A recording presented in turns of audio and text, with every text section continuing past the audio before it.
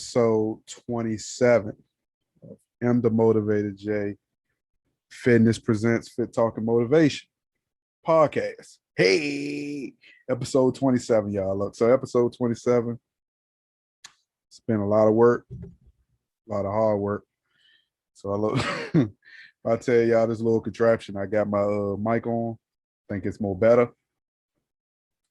Gives me a little bit more room to kind of work and navigate. But if I move this left leg any in a weird way, this mic going down. So if you see me say oops, just know I'm not deleting this. Just a podcast blooper. But we want to start this podcast just thanking everybody for all the birthday wishes. My birthday was May 6th. I want to send a special shout out to my wife, man. The dinner was amazing. It was real intimate with a few couples, a few friends that came through and really helped me bring in 34. To be honest with you, man, and I said this last podcast, I didn't even realize my birthday was on Thursday, because, we just be going, we going and going. And the older you get, once I thank God for another year, it went on as business as usual. You know what I mean? I appreciate the love, though. I really do. And I thank everyone who either text me, who either called me, who shot me a DM on either Facebook or Instagram. I appreciate everyone, man. It was amazing, though. Let me run down that menu, man. So we had some lobster, cut up some lobster. I ain't had to peel it. It was already cut up in the pan. We had some shrimp and scallops. We had some fried rice. We had some Korean steak. I can't remember the name of the steak that she told me. She told me I was bullshit. She told me that was BS. So I can't remember the steak. So I'm not even going to try. But we had that steak. We had fried rice. And the desserts was, we had some sweet potato cake, my sweet tooth. Had some strawberry cake. We had some banana pudding. And that was amazing. This wasn't on my topics to talk about, but I want to talk about that shot. Hey, look, man. I had a conversation with somebody who got the shot the same time I got mine, but they didn't go through some of the same symptoms as me. So I just want to let everyone know, being transparent and responsible in this podcast, that each individual will experience things differently. He said he experienced fatigue. Well, I experienced being hit by a Mack truck. The first couple hours went kind of smoothly. Once I did my my night cardio with my dog, I started getting a light headache. I kind of should have went with the narrative I had been hearing from people who took the shot a little earlier, that before they got the shot, they took like a baby aspirin or something.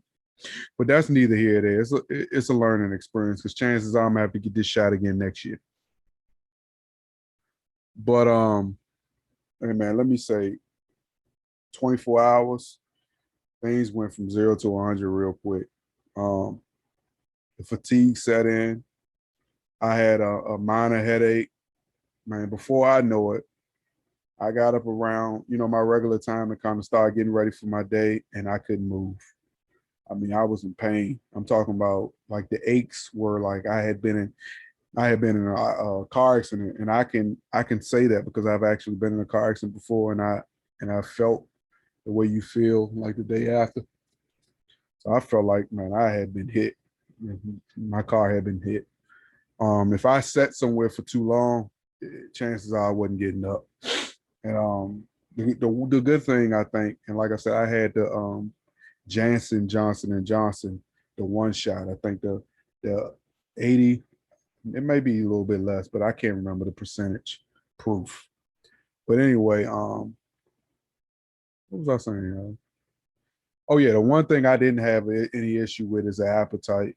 And common sense would tell you to just stay hydrated with any type of flu-like symptoms, because that's what I had. I had flu-like symptoms like the body aches, the chills, the fever. But other than that, um, my body reacted to a cold like it normally would. So it took me about, I think once I got through the 24 hours, the day after, I was slowly recovering from the shot. I still had a lot of fatigue for the next 3 days after. So it took maybe about 4 days for me to get really back to my normal, you know, because it's like I went through everything I normally would go through if I get sick. But anyway, so today I had a great conversation with a coworker, and we kind of just was talking about, body shapes and what people's body shapes are, and just what she what attracts her, if that makes sense. And we came up with skinny, lean, thick, and fat, right? And we just was going with we just was talking about exactly what determines each level. I think fat is just what it is. I mean, there's no other way to say it.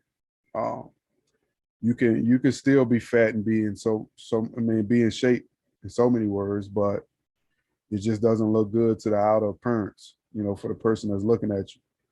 Thick is your guy that's like, he muscular, he kind of built a little bit. He on his way to being lean. And like I was explaining to her, I've never been skinny, so I really don't know.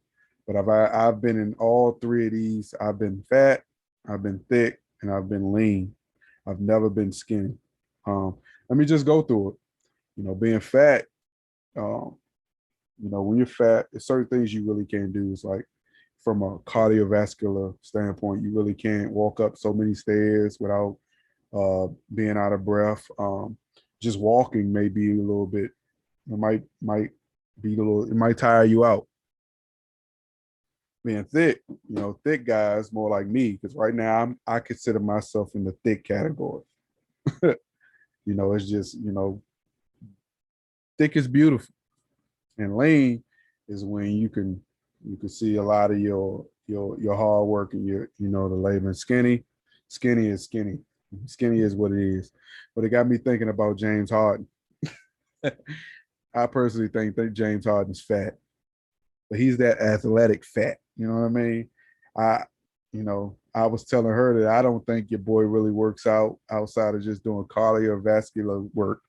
A lot of that, he does all his work in the gym, from the standpoint of running up and down the court, getting the shot ups and all that. I honestly don't think that man goes into a weight room. And if he does, it's for muscle recovery or just for endurance training and all that other stuff. But as far as lifting weights, I don't think he does it.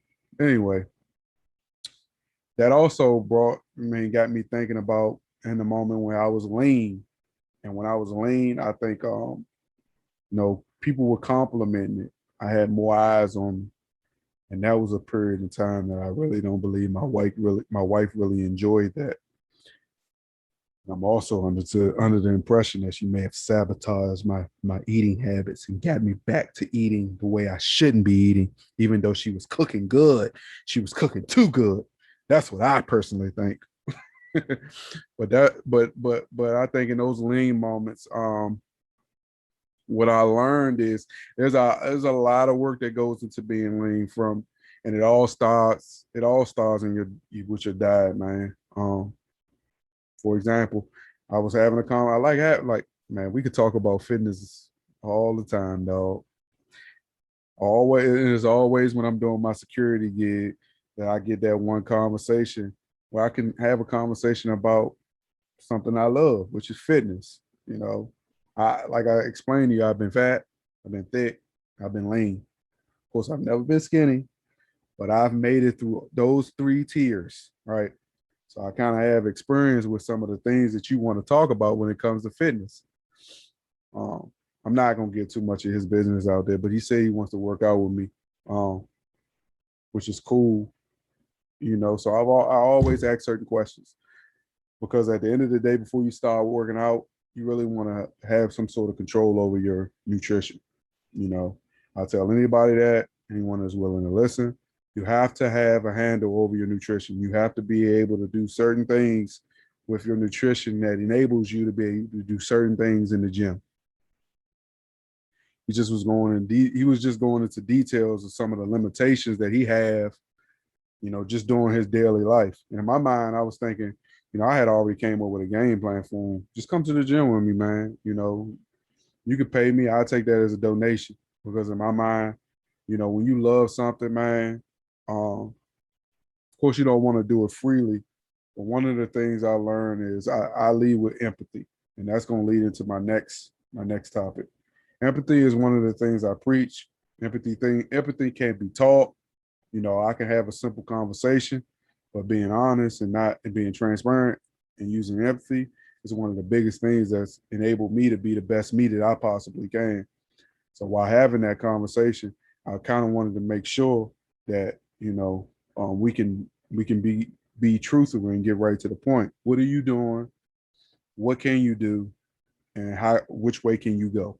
Right. And how better, I mean, and what can help better you? So he explained to me he had the nutrition piece down pat, right? He's telling me that he's eliminating things, right? And in my mind, I'm starting to think, okay, yeah, you have an idea, but are you consistently applying these things? Because then he got to the way his body feels on a daily basis. And while I'm listening, I want to make sure again that I'm listening, you know, and hearing them so I can make sure I have the best answer and the best conversation possible so we can make sure we got everything on the table. So when he started working out with me, I know what I need to do.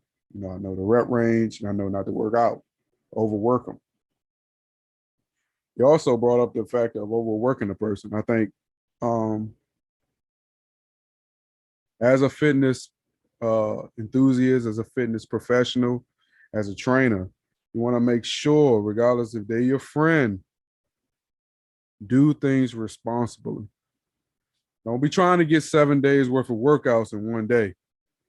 Because the moment that you hurt your friend, the moment that you hurt someone close to you, and you know what I mean, that drives them away from reaching their goals, man. Because no one wants to go to the gym and work out and then come back home and say, man, I'm in so much pain.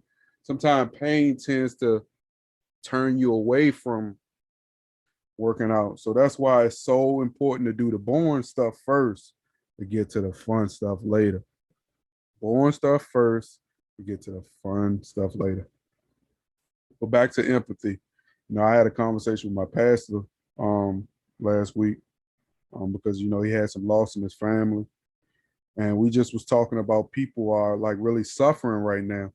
And the people that aren't suffering are the people that's, you know, going to be home with the Lord in peace without being in any pain.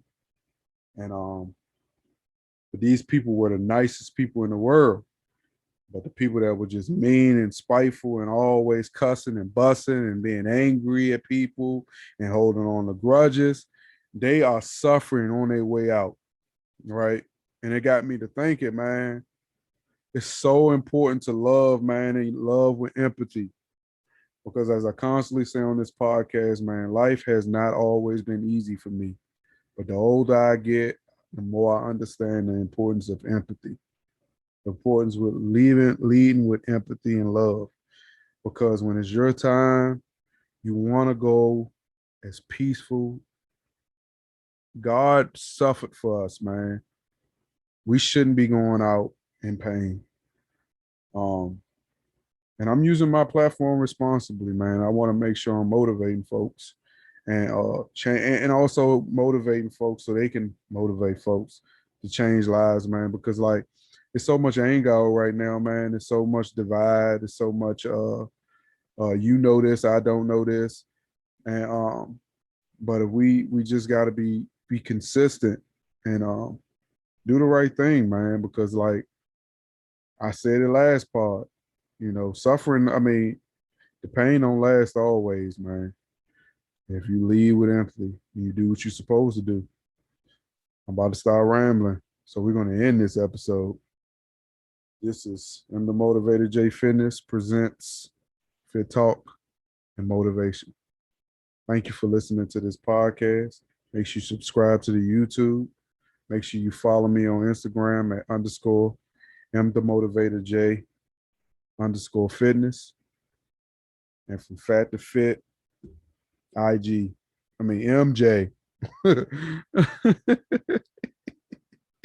I'm rambling, man, but hey, it's 12:08.